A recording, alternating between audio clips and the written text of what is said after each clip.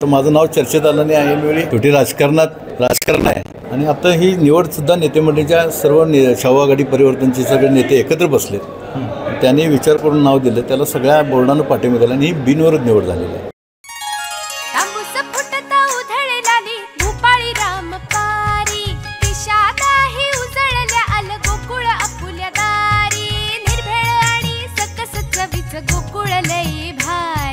गोकुळ दूध आणि दर्जेदार दुग्ध उत्पादने. चव आहे कोल्हापुरी. गोकुळ लई भारी.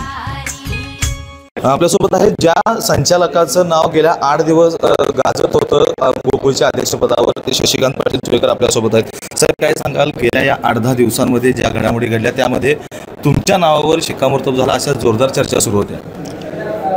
नाही, मलाही प्रसारमाध्यमातून माझं नाव येतं असं कळलं.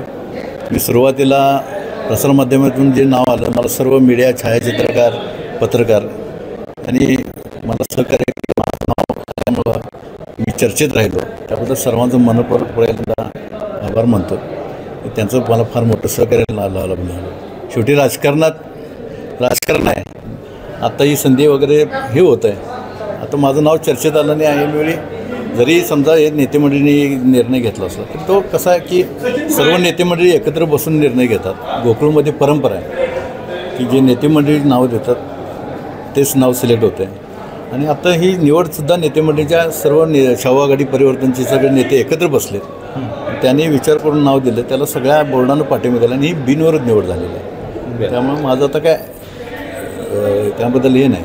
यापुढची भूमिका आपली, आता आगामी निवडणुका आहेत, गोकुळची पुढच्या वर्षी निवडणूक होईल, त्यामुळे तुमची भूमिका कशी असणार? आता शाहू परिवर्तन आघाडीचे सर्वच आम्ही एकत्र असल्यामुळं आम्हाला भविष्यात सुद्धा शाहू परिवर्तन आघाडीबरोबर राहावं लागेल आणि माझाही तोच प्रयत्न असणार. अशाच नवनवीन अपडेट पाहण्यासाठी आमच्या KK न्यूज चॅनेलला सबस्क्राईब करा.